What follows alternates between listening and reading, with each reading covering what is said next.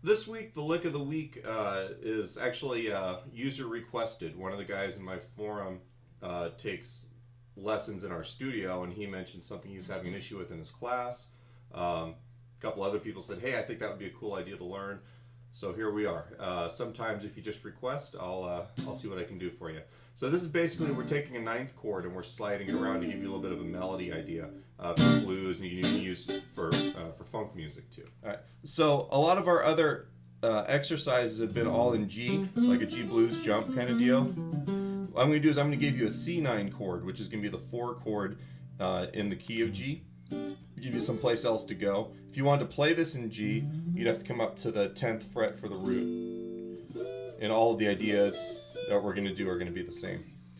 All right, so the C9 chord, just to start with, you've got your second finger on the C, 3rd fret, 5th string. First finger is on the 4th string on the 2nd fret, and then your barring finger here, you're going to do a partial bar on the 1st, 2nd, and 3rd strings on the 3rd fret. Now, one thing about this bar that people have problems with, right? This finger and this finger have to stay arched, otherwise we're not going to hear the notes on the adjoining strings. This finger, in order to get all of those notes to sound, you have to have a backwards collapse of the joint right here. And you see where this knuckle is? If you do it from this angle, you see that this knuckle here is way out in front of the plane of the fretboard. That allows you to push this segment of your finger flat, and then you'll get the bar. If you have it back here like this, it's really hard to put enough pressure down on that. So that's the thing with this, is you kind of have to get that hand position there. Otherwise, this really isn't going to work, especially once we start moving it around. So the very first one, say we're playing a slow blues, got that C9, and we're just going to take that 3rd finger, the partial bar, slide it up to the 5th fret and back down. You can do it for any of the chords.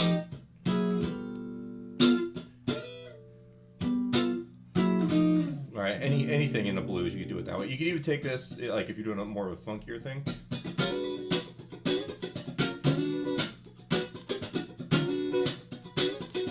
Kind of like a Tower of Power kind of deal if you wanted to. All right, we're not really going to get too into that today, but you can see where you can use this for a bunch of different styles.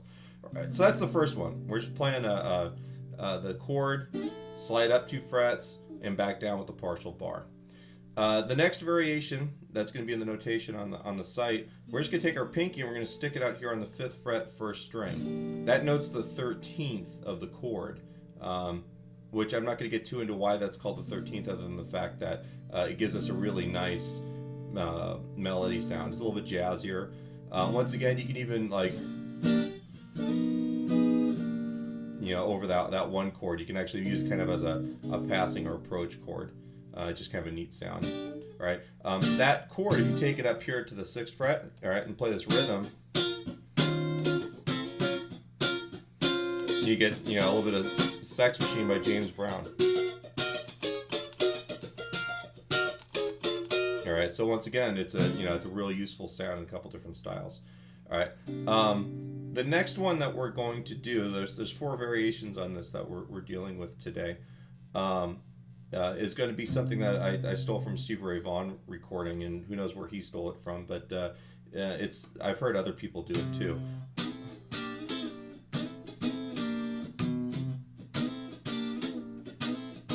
So we're just taking this 3-note bit here and we're making a melody out of it.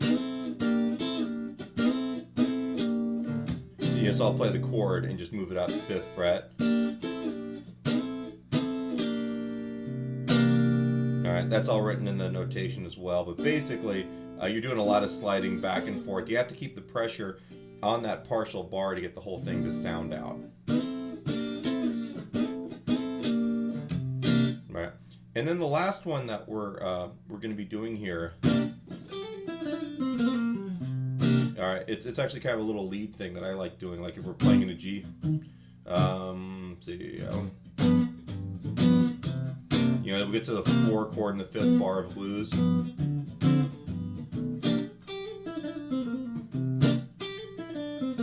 All right, so it gives you this, and what you're doing is you're playing that C9 chord, and then you're going to play the 3rd and 5th frets, hammer and pull, as a little 16th note triplet, on the first string, and then the 5th fret on the second string. Be a little closer for you. You see, I'm a little noisy today. All right, we're just gonna take that idea and move it up 3 strings. First string, second string, third string.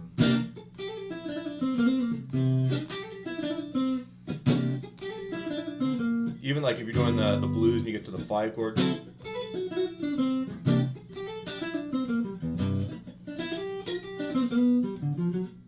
Right, it's it's just one of those things. You got this little box of notes that works really cool over that chord. So I'll use that little idea a whole bunch of different ways. The most common is that slide, the very first variation. But like I showed you, you've got a little bit of this sort of deal going on, where you're playing the melody note with the pinky on the first string. And you can use that for a funky deal.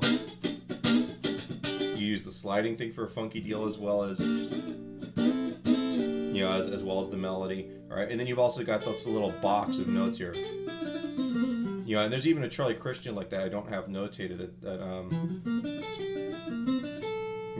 which is that's actually something we're going to save for another day, because that's one of my favorite little Charlie Christianisms.